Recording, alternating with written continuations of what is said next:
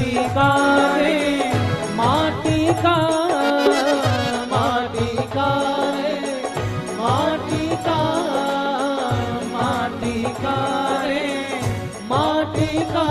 तूने अजब हो तूने अजब तूने अजब रचा भगवान। खिलौना माटी का, तूने अजब रचा भगवान, खिलौना माटी का।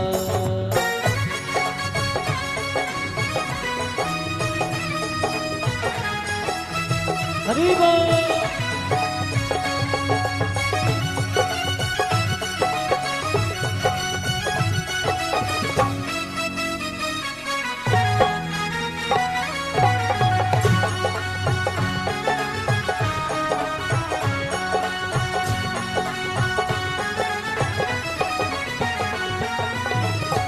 जिह्वादी हरि भजन करन को, देवादी हरि भजन करन को, देवादी हरि भजन करन को, देवादी हरि भजन करन को।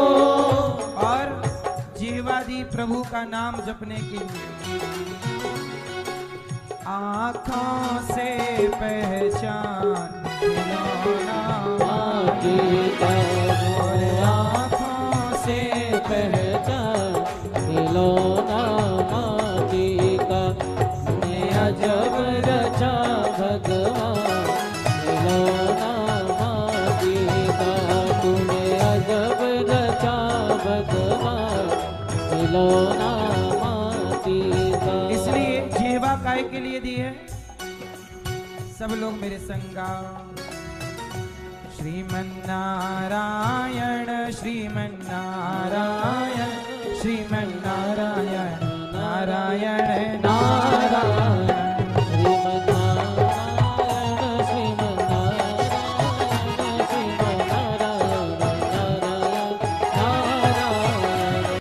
कहते हैं कि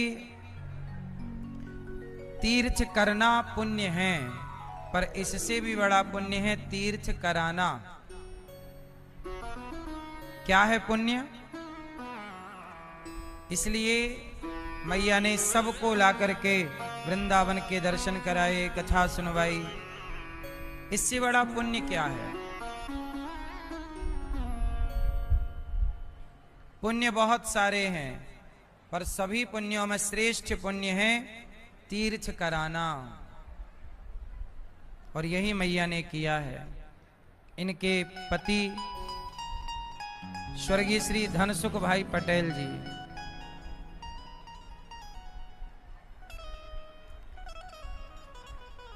आपके पति मैया के जहां पर ये थे वहां पर आग लग गई थी।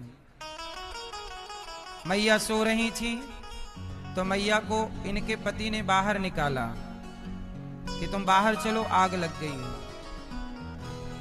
अंदर और भी कोई थे, वो होटल थी तो वहां और भी गेस्ट थे, तो उनको निकालने के लिए वो गए और वहां से फिर वो लौटे नहीं। और मैया ने बताया कि उनका शरीर जल गया था पर उनकी माला नहीं जली थी, है ना मैया? उनके जप करने की माला। तो वही मैंने मैया से कल कहा कि वह जप की माला इसलिए छोड़ कर गए कि वह उनके भजन की निशानी है कि देखो भजन नहीं जलता, उनका भजन नहीं जला। हम हमेशा कहते हैं ना, आग में इतनी ताकत नहीं है कि वह आपके पुण्य को जला सके, आपके भजन को जला सके, आपकी भक्ति को जला सके। तो वह धनसुख भाई पटेल जी, आप तो पुण्यात्मा थे ही, आपकी माला भी रह गई और मैया ने आपके नाम से भागवत जी के सुंदर सा आयोजन करा के हजारों लाखों लोगों को पुरुषोत्तम माह में भागवत की कथा सुनवाने का यज्ञ किया है, पुण्य किया है। मैया अमेरिका से आई हैं और यहाँ कथा सुन रही हैं। धीरेन्द्र जी और देवेंद्र जी, देवेंद्र नीला जी और धर्मेंद्र प्रीति जी, आप मैया के पुत्र हैं, बहू हैं, सब प्रेम से कथा सुन रहे हैं। यहाँ पोथी पाठ भी आप लोगों ने बिठा रखा है अपने पितरों के लिए। 26 सितंबर से 2 अक्टूबर तक पुनः भागवत जी के पोथी पाठ आप करा सकते हैं। भागवत जी के पोथी पाठ पुरुषोत्तम माह चल रहा है। अपने पितरों के लिए, पूर्वजों के लिए भागवत जी का पाठ जरूर सुनाइए अपने माता पिता को भागवत। कल हम लोगों ने भगवान का उत्सव मनाया। क्या मनाया? Happy birthday to you. कल भगवान प्रकट हुए, भय प्रकट कृपाला दीन दयाला यशोमति के हितकारी। यशोमति मतलब यशोदा मैया का हित करने वाले भगवान कृष्ण प्रकट हुए। भय प्रकट कृपाला, भय प्रकट गोपाला, परम दयाला, यशोमति के हितकारी भगवान कृष्ण प्रकट हुए। कैसे प्रकट हुए? शंख चक्र गदा पद्म लेकर, तमद्भुतम बालकमम्बुजे क्षणम चतुर्भुजम शंख गदायुधायुधम। क्या लेकर प्रकट हुए? शंख चक्र लेकर। भगवान सदा शंख चक्र लिए रहते हैं। चक्र क्यों? अपने भक्तों के रास्ते पे आने वाले संकट को काटने के लिए, अपने भक्तों का यश बढ़ाने के लिए शंख, कष्ट काटने के लिए चक्र। और भगवान के एक हाथ में है कमल। कमल का पुष्प भगवान को बड़ा पसंद है, प्रिय है। अच्छा, कमल जानते हो कहां से आया है? कहां से आया है? कहां से? कमल कहां से निकला? कहां से? कहां से? कीचड़। कीचड़ से कमल निकला है? कमल निकला भगवान की नाभि से। कीचड़ के सिवा कुछ दिख ही नहीं रहा है।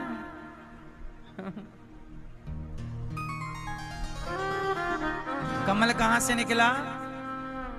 भगवान नारायण की नाभि से कमल। फिर कमल में ब्रह्मा जी प्रकट हुए। कमल, ब्रह्मा, कमल क्या है? ब्रह्मा जी का बनाया नहीं है कमल। ब्रह्मा जी की बनाई सृष्टि में कमल नहीं आता, इसलिए भगवान की सुंदरता की उपमा कमल से दी जाती है ना? नव कंज लोचन कंज मुख कर पद कंज। भगवान के सुंदर से नेत्रों को कमल की पंखुड़ी की तरह कटीले नेत्र हैं। नव कंज लोचन। भगवान कमल हाथ में लिए रहते हैं भगवान नारायण। क्यों? कमल से हमें, आपने कमल से कुछ सीखा कि नहीं? क्यों? आपने कमल से क्या सीखा? कमल देखा आपने? पुष्प। क्या सीखने को मिला उससे?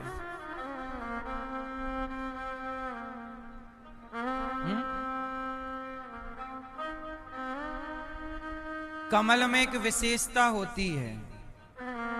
क्या? कमल की विशेषता है वो पानी में रहता है, पर पानी की बूंदों से अलग रहता है। पानी से अलग रहता है। पानी में रहता हुआ भी पानी से अलग है। पानी में रहता हुआ भी पानी से, बोलो, अलग है। पानी में रहता हुआ जैसे कमल पानी से अलग है, भगवान कमल लेकर यही तो कहते हैं कि मेरा भक्त वही है जो जगत में रहता हुआ भी जगत से अलग रहे। जगत में रहता हुआ भी जगत से उठा हुआ हो। पानी कमल में, मतलब पानी में कमल रहता हुआ पानी से उठा, ऊपर की ओर रहता। आप भी जगत में रहते हुए जगन्नाथ की ओर उठे रहिए। यही जगत में रहने का सिद्धांत।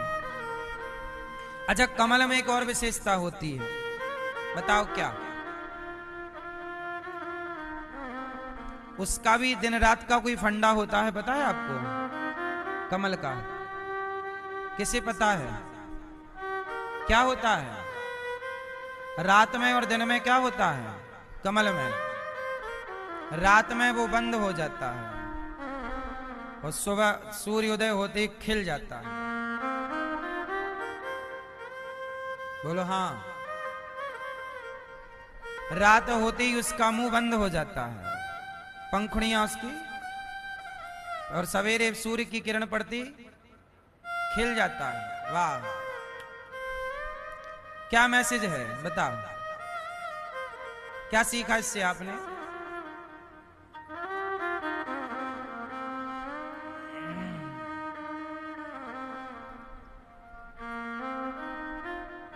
क्या सीखा? अंधेरा होते ही कमल, सवेरे होते ही कमल खिल गया। कमल सवेरे का इंतजार करता है और जब तक सुबह नहीं होती वो खिलता नहीं। पहली सीख तो ये है कि आज रात है, मतलब आज आपका बुरा दिन है, बुरा टाइम है, तो शांत रहिए कमल की तरह, क्योंकि दुख का अंधकार है, सुख का प्रकाश आने दीजिए। वेट कीजिए, इंतजार कीजिए। यदि दुख की रात है तो सुख का दिन भी होगा, खिलने का मौका देंगे भगवान, चिंता ना करो, खिलने का अवसर मिलेगा आपको। रात आई है तो सुबह भी जरूर आएगी, और सुबह होते ही खिल जाता है कमल। और हम तो आपसे यही कहते हैं कि खिले हुए रहना चाहिए कमल की तरह। इसलिए भगवान कमल को रखते हैं। कमल पहला ब्रह्मा जी की सृष्टि नहीं है, भगवान से प्रकट हुआ। दूसरा, कमल पानी में रहते हुए भी पानी से अलग है। तीसरा, रात को बंद, दिन में खुला हुआ। ये जीवन में मैसेज है कि हम भी जीवन में दुख आए, परेशानी आए तो शिकायत किसी से ना करके चुप। रात आती है तो कमल किसी से शिकायत नहीं करता, अपने को बंद कर लेता है। उसे पता है रात आ गई, बंद हो जाओ। ऐसे ही जब दुख के दिन आए तो रहीमन चुप हो बैठिए, देख दिनन के फेर। रहीमन चुप हो बैठिए, जब समय अच्छा ना हो तो चुप बैठ जाना चाहिए। समय विपरीत हो, कल खिलने का मौका मिलेगा, खिल लेना। तो जीवन में खिले हुए होना चाहिए कमल की तरह। भगवान कृष्ण प्रकट हुए कहां? मथुरा में आए गोकुल, गोकुल से भगवान दिव्य लीला करते हुए वृंदावन आए, और वृंदावन से भगवान मथुरा गए कंस को मार करके, और आगे की लीला किए। सुखदेव जी, परीक्षित जी ने कहा कि जरा प्रभु की लीला का विस्तार कीजिए। तब विस्तार करते हैं, सुनो। भगवान श्री कृष्ण जब प्रकट हुए तो वृंदावन मथुरा से वसुदेव जी सिर पे रखकर गोकुल पहुंचाए, और यशोदा ने कन्या को जन्म दिया था। श्री कृष्ण को रखा और कन्या को वसुदेव जी ने टोकनी पे लिटाया और ले गए। और जब कन्या रोई तो कन्या को देखकर कंस को लगा देवकी का 8वां बच्चा आ गया। जब जाके देखा तो वो लड़की। कंस बोला, आकाशवाणी ने तो कहा था कि देवकी का 8वां गर्भ तेरा काल होगा, तो शायद 8वें गर्भ में लड़की है। तो कंस ने कहा, खतरा तो दोनों से है, लड़का हो या लड़की। तो मार डालने के लिए पत्थर पर पटक दिया, और जब पटका तो वह कन्या हाथ से छूटकर कंस के आकाश में चली गई, और आकाशवाणी करती हुई बोली, कंस तू मुझे क्या मारेगा, तुझे मारने वाला प्रकट हो चुका है। अब कंस घबरा गया कि भाई कहां से प्रकट हो जाएगा, क्या देवता भी झूठ बोलने लग गए? देवताओं ने तो कहा था आकाशवाणी में देवकी का 8वां गर्भकाल, और 8वीं तो ये लड़की है, और ये आकाश में गई। यही कन्या यही कन्या विंध्यवासिनी कहलाएं, विंध्याचल पर्वत पर जाकर रही और विंध्यवासिनी मैया के नाम से दुनिया जानती है। तो ये मैया कहाँ विराजी? विंध्याचल, विंध्यवासिनी मैया। ये यशोदा की पुत्री है। तो जो दुर्गा है, देवी है, ये यशोदा की पुत्री है। इन्हें 9 नाम से जाना जाता है। प्रथमम शैलपुत्री च, द्वितीयम ब्रह्मचारिणी, तृतीयम चंद्रघंटेति, कूष्मांडेति, चतुर्थकम। तो ये नवरात्रि जो है, ये देवी जो है, ये यशोदा जी की पुत्री है, भगवान श्री कृष्ण की बहन। तो दुर्गा भगवान कृष्ण की क्या लगी? बहन। तो देवी भगवान की क्या लगी? बहन, क्योंकि ये यशोदा की कन्या है। फिर कंस ने बड़ा पश्चाताप किया कि राम राम, मैंने देवताओं के कहने से बेकार ही अपनी बहन को जेल में डाला। अब जेल से मुक्त कर दिया कंस ने। वसुदेव देवकी की बेड़ियां कटवाई। कहा बहन क्षमा करना, वो हमें मारने वाला तो कहीं प्रकट हो गया, हमने बेकार ही आपको बड़ा कष्ट दिया। तो जेल से मुक्त कर दिया कंस ने। किसको? देवकी वसुदेव को। अच्छा, इसमें एक नारद जी की भी एंट्री है। जब देवकी माँ का पहला बच्चा हुआ तो कंस ने उसे लौटा दिया था। बोले हमें पहले से खतरा नहीं है, हमें खतरा 8वें से है। तो जब लौटाया तो नारद जी बोले यहां, ए कंस सुनो, क्या कर रहे हो? बोले देवकी का कोई भी बालक 8वां हो सकता है। 5 उंगली है, यहां से गिनो तो ये 5वीं, और यहां से गिनो तो ये 5वीं। कौन सा 8वां हो जाए पता नहीं। अच्छा, नारद जी के कहने से कंस ने देवकी के पुत्र को बुलवाया और फिर मारा। जबकि कंस ने पहले पुत्र को छोड़ दिया था, तो दूसरे को भी छोड़ता, तीसरे को भी छोड़ता, पर नारद जी के कहने से उसने मार डाला। अब सवाल ये खड़ा हुआ कि नारद जी ने क्यों कहा? भाई किसी की जान बच रही है तो आप क्यों घुस रहे हैं बीच में? तो बताओ नारद जी ने सही किया कि गलत? क्या किया नारद जी ने? नारद जी ने कहा कि देवकी का कोई भी बच्चा 8वां हो सकता है। तो कंस ने बुलाया, बच्चे को मार डाला। तो नारद जी ने सही किया कि गलत? बोलो जोर से, जोर से। सही कि गलत? सही। कैसे सही है? हैं? हाँ, नारद जी ने सही तो किया, पर सही का कारण भी आपको पता होना चाहिए। वो कारण ये है कि सबसे ज्यादा पाप लगता है बच्चों को मारने में। चोरी किया तो पाप बढ़ा 1%, 2%। दारू पिया, मांस खाया, पाप बढ़ा 10%, 15%। पर आपने किसी बच्चे की हत्या कर दी तो सीधा 90। ग्राफ कहां चला जाएगा? किसी बाल हत्या कहते हैं इसे। कौन सी हत्या कहते हैं? आप किसी बच्चे को मार डालिए तो वो सीधा 90 पे जाएगा ग्राफ आपका, पाप का। सीधा 90 नंबर मिलेंगे पाप के। तो नारद जी ने सोचा कि कंस का पाप, जल्दी पाप का घड़ा भरना है। तो पाप का घड़ा भरने के लिए क्या चाहिए? और पाप। तो पाप क्या होगा? देवकी के पुत्रों को ये मारता रहेगा। इसलिए नारद जी ने कहा कि कोई भी 8वां हो सकता है। तो 6 को निपटा दिया कंस ने। 6 पुत्रों को मार डाला देवकी मां के। अब देवकी मां के 6 पुत्र मारे गए। कंस का भर गया पाप, पाप का घड़ा। अच्छा, 2 बच्चे नहीं मार पाया। किस किस को नहीं मार पाया? 7वें गर्भ में लक्ष्मण जी आ गए बलराम बनकर, तो वह भगवान माता देवकी के गर्भ से रोहिणी के गर्भ में ट्रांसफर कर दिया। रोहिणी भी वसुदेव जी की पत्नी है, पर रहती नंद बाबा के पास थी, क्योंकि जब